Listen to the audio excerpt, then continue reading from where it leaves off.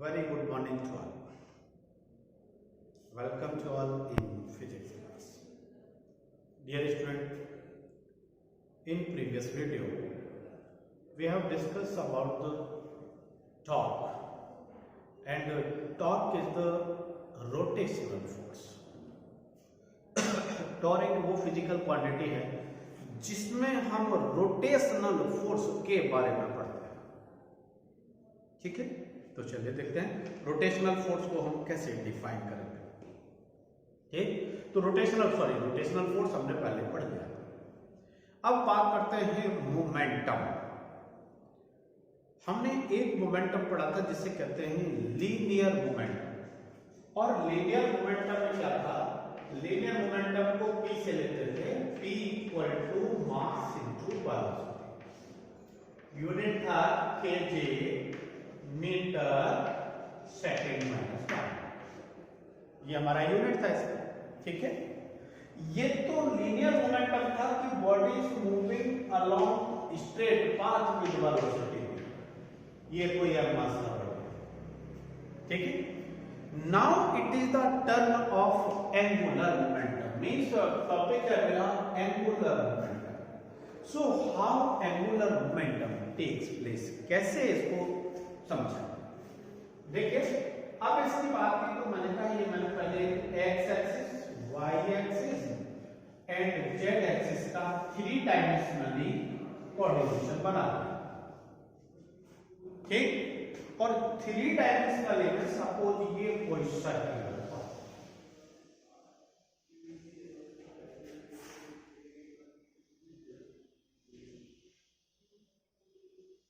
ये, और circular path पर कोई बॉडी रोटेट कर रहा है। एक्स एक्सिस आ गया, सॉरी हाँ इसी को जेड ले रहा हूं थोड़ी देर के लिए, और ये मैंने कह दिया बेटा वाई एक्सिस। वाई एक्सिस, ठीक, ये थोड़ा सा सही नहीं बना, Y axis, X axis, Y axis और जेड एक्सिस। ठीक, क्योंकि ये वेक्टर कंपोनेंट्स आते हैं इसलिए थोड़ा सा अलग समझना। कल जो हमने टॉर्क पढ़ा था उसमें भी यही कुछ कंडीशन ऐसी थी, वहां भी अगर मैं थोड़ा सा शो कर दूं कल वाली बात को, मतलब पिछले वीडियो वाली बात को, ये मैंने कहा एक्स एक्सिस, ये जेड एक्सिस और ये वाई एक्सिस। तो इसमें ये था कल कि अगर मैंने कहा कोई ऑब्जेक्ट आपका फोर्स लगा रखा है एक्स एक्सिस पर, पोजीशन वेक्टर आर लगा रखा है इधर, तो दोनों का रिजल्टेंट कहेंगे वो आएगा अलोंग जेड एक्सिस, जिसको टॉर्क कहा। यानी इन दोनों का प्रोडक्ट, ये एंगल कितना 90 डिग्री। ये पढ़ा था कल R cross F, R cross F equal to torque, ये पढ़ा था। तो ये R cross F means torque पढ़ा था, तो टॉर्क क्या था, दोनों के वेक्टर का परपेंडिकुलर। क्यों, क्योंकि torque equal to R cross F, और आर क्रॉस एफ को लिखते हैं बेटा आर एफ साइन थीटा। क्या, साइन थीटा। तो साइन थीटा तो बेटा परपेंडिकुलर होता है, साइन थीटा तो परपेंडिकुलर होता है। तो इस परपेंडिकुलर के लिए परपेंडिकुलर कंपोनेंट साइन का होता है, तो इसमें जिसे हमने पढ़ा ये इसे कहा बेटा वेक्टर प्रोडक्ट। क्या कहा, वेक्टर प्रोडक्ट। तो वेक्टर प्रोडक्ट में ये भी डेफिनेशन होता है कि अगर कोई दो वेक्टर फिजिकल क्वांटिटी को हमने मल्टीप्लाई किया, first vector physical quantity, second vector physical quantity, दोनों का मल्टीप्लाई किया तो रिजल्टेंट फिजिकल क्वांटिटी आएगा। It is also a vector but perpendicular to the both physical quantity, दोनों फिजिकल क्वांटिटी के परपेंडिकुलर के बराबर होगा। फिर से एक बार बात कर रहा हूं, आर एफ साइन थीटा लिखा हुआ है, R cross F, torque equal to R sine theta. तो ये टॉर्क आ गया, इसे कहा मैंने torque, R cross F, R cross F को ये टॉर्क। ठीक, आर क्रॉस एफ को मैंने ये टॉर्क कहती है, ध्यान रखना। यही चीज सिमिलर अब जो टॉपिक है मेरा एंगुलर मोमेंटम का, मैं उस एंगुलर मोमेंटम के लिए आपसे शेयर करूंगा।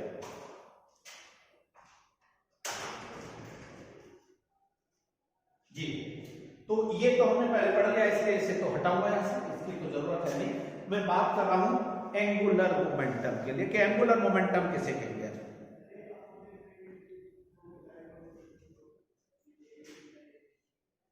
It is defined as, sorry,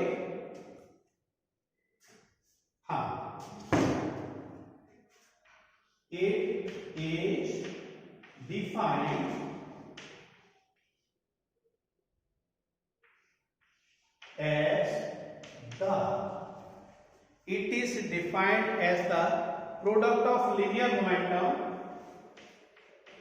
product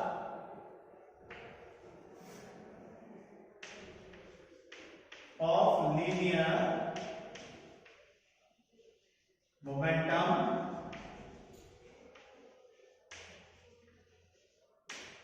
it is defined as the product of linear momentum and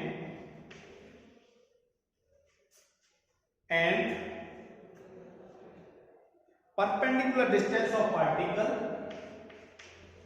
perpendicular distance of particle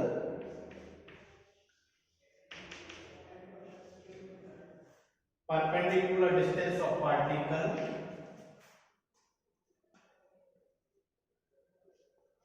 perpendicular distance of particle from axis of rotation, axis of rotation। ठीक, कैसे देखिए, that is, मैंने कहा suppose हमारा particle कोई are position पर ये था यहां, ठीक, तो ये तो आ गया आर पोजीशन वेक्टर, ये एक्सिस ऑफ रोटेशन आ गया, और पार्टिकल ये है जहां ये लीनियर मोमेंटम में p equal to mass into velocity के टर्म में रिवॉल्व कर रहा है या रोटेट कर रहा है या घूम रहा है। मान लो यहां भी रहा होगा, इधर भी रहा होगा, ये और ये, ठीक, तो इसको कैसे लिखेंगे, हाँ, दैट इज एंगुलर मोमेंटम, जिसको बेटा एल से लिखते हैं, capital L, equal to position कितना है आर क्रॉस प्रोडक्ट होता है इनटू पी, ये नीचे या चाहो तो लिख सकते हो कि P equal to mass into velocity L cross R P. तो R तो ये आ गया बेटा, P ये आ गया, ये P का डायरेक्शन अलोंग एक एक्सिस पर तो आ गया मैंने जैसे जेड, ठीक है, ये नहीं तो ये तो कोई और कर सकता हूं, जैसे मैंने ये कह थोड़ी देर पहले कि ये R जितना यहां भी इतना ही होगा ये, ठीक, और यहां से वेलोसिटी का डायरेक्शन ये ले लिया ऐसे अलोंग द एक्स एक्सिस, ये P ले लिया, तो दोनों के बीच में यहां एंगल कितना है, ये 90 है, ध्यान रखना है, ये हमेशा 90 लगता है, ये मोमेंटम का एंगल और ये r का एंगल। अगर 90 नहीं है, मान लो इसे क्या दिया थीटा भी ले सकते हैं, तो इसको कैसे लिखेंगे, L इक्वल टू क्या था formula, R P sine theta. क्यों होगा R P sine theta, because vector A since equation number first किससे हुआ, since vector A cross vector B equal to क्या कहते हैं, ए बी साइन थीटा, क्या होगा, ए बी साइन थीटा, ठीक, तो इसे कहेंगे L equal to R P sine theta, ठीक। अब इसमें बना दो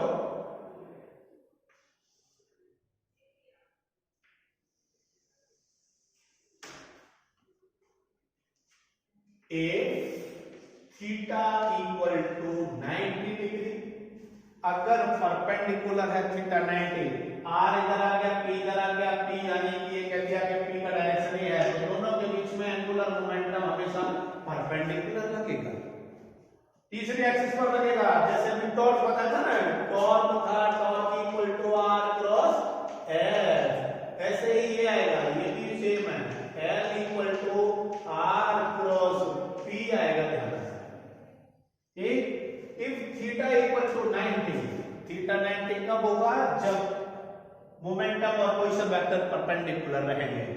थीटा इक्वल टू 90, तो ये देखो क्या आएगा, आर इक्वल टू, ये वेक्टर नहीं लगाएंगे हम, R P sine 90, sine 90 1, that is are P, और इसे कहा maximum. Similarly if theta equal to 0, अगर थीटा का वैल्यू 0 है तो L equal to R T sine 0, और साइन 0 का वैल्यू सबको 0, यानी एंगुलर मोमेंटम 0, तो आर पी का वैल्यू ये, मतलब जिधर पोजीशन वेक्टर है, अगर मान लो ये कह दूं कि इधर ही आपका पी लगा हुआ है, इधर ही पी लगा है, तो फिर एंगुलर मोमेंटम नहीं लगेगा। मैंने कहा कोई ऑब्जेक्ट ये घूम रहा था, ये परपेंडिकुलर में तो ऐसे घूमता रहेगा, जिधर पोजीशन वेक्टर ये डिस्टेंस है, मैं इधर ही इसको खींच रहा हूं, ये खींच रहा हूं बाहर की तरफ, तो ये रोटेट थोड़ी होगा, it will not rotate about the O axis, about own axis और about the axis of rotation. So it is the, क्या कहेंगे इसको, angular momentum of a particle around और अबाउट इट्स एक्सिस। जी, अब चलिए एक एग्जाम्पल, थोड़े से इससे कुछ कंटेंट से मैं नोट करके लेता हूं, नोट कर, इट इज एक्सियल वेक्टर, मतलब ये वेक्टर कंपोनेंट वेक्टर क्वांटिटी तो है, बट अबाउट द एक्सिस है, कहीं भी प्लेन में नहीं है, अलोंग द एक्सिस रहेगा, हमेशा ध्यान रखना है। ठीक है, पहला। दूसरा लिया रोटेशनल एनालॉग, पहला इट इज दैट, दूसरा है it is rotational analogue,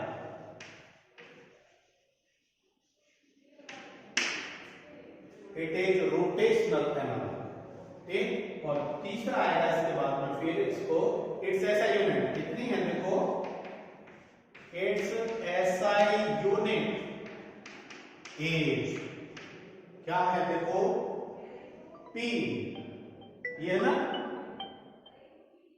RP, P क्या होता है देखो, इसकी यूनिट आएगी बेटा, समझ लो ध्यान से, मोमेंटम की यूनिट होती है केजी, मीटर पर सेकेंड, ये दो के मोमेंटम की, और आर की यूनिट बेटा मीटर और वेट, तो दोनों को अगर मिला दो थोड़ा सा, दोनों को मिला देता हूं तो ये बन गया केजी मीटर स्क्वायर इनटू,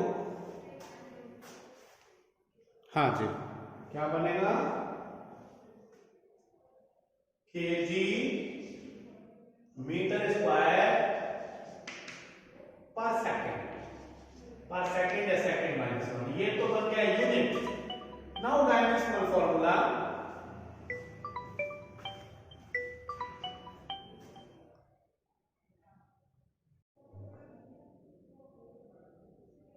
चले, इट्स डायमेंशनल फॉर्मूला,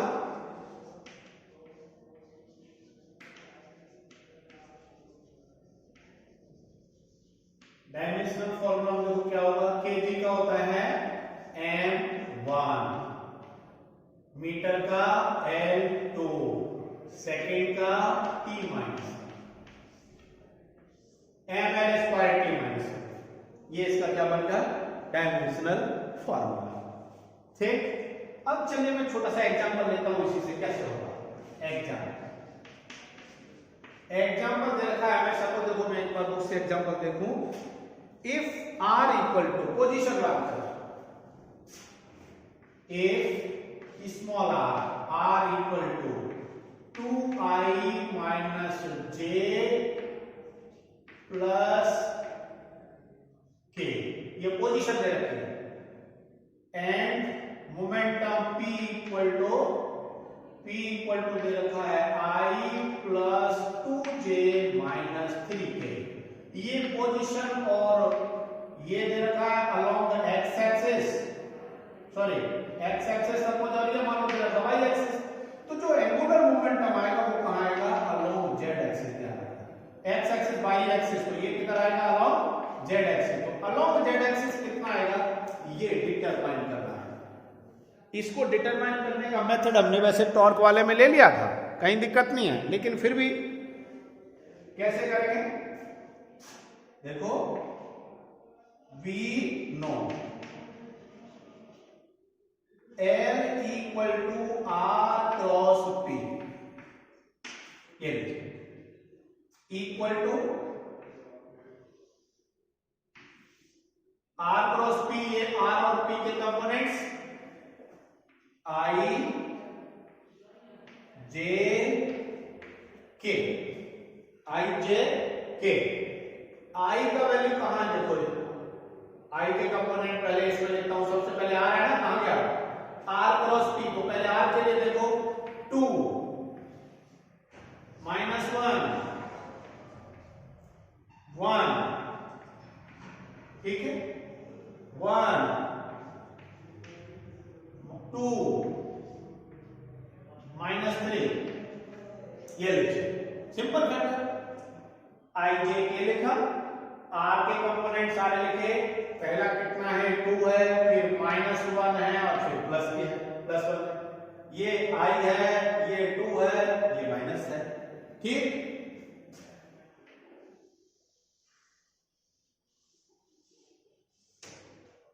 चलिए देखिए अब आगे। अब इसको सॉल्व करना है, कैसे आएगा? I इंटू, मैं डायरेक्ट लिखूं, चलिए 1 मिनट लिखता हूं। I के कंपोनेंट में ये कॉलम 0, ये रो 0, बचा क्या? माइनस में माइनस 3, यानी ये बचा माइनस 1 1 2 माइनस 3, ये बचा। जो बचे मैंने वो लिख दिए। माइनस जे फॉर्मूले में होता है बेटा, ये इक्वल टू चल रहा है, माइनस जे करके फिर क्या आएगा? कहां है जे? 2 1 2 1 1 माइनस 3 1 और माइनस 3 आ गया, प्लस के आ गया, और के को देखो, ये वाला के ये 0, ये 0, 2 और 1 2 एंड 1 माइनस 1 और 2 आ गया, I आ गया, जे आ गया, के आ गया। सिंपल फैक्टर है, इसी सिंपल फैक्टर को सॉल्व करना है। तो इक्वल टू देख लेते हैं, बोर्ड तो आ रहा है क्या पूरा? हाँ, बोर्ड तो आ रहा है पूरा, ठीक। हल्का सा टर्न कर लें बस। देखिएगा, पहला लिखा मैंने I, ब्रैकेट में कितना आएगा? देखो क्रॉस मल्टीप्लाई ऐसे, माइनस 1 माइनस 3 प्लस हो गया माइनस 2, इन दोनों का मल्टीप्लाई माइनस इन दोनों का मल्टीप्लाई, ये फॉर्मूला होता है। कैसे? माइनस जे आते देखो क्या आएगा? 2 3 जा 6, ये माइनस का 2 3 जा 6 माइनस 1, फिर इधर आ जाओ प्लस के इक्वल टू 2 4 2 2 जा 4 माइनस 1, सॉरी 4 माइनस नहीं, माइनस तो फॉर्मूले में था, माइनस माइनस ये प्लस होता है। तो देखिए क्या आएगा? इक्वल टू 3 माइनस 2 3 माइनस 2 1, तो I तो बचा बेटा 1 माइनस जे, और जे में बचा माइनस 7 प्लस के, और के में बचा 5, तो ये बन गया I minus minus plus 7j plus 5k,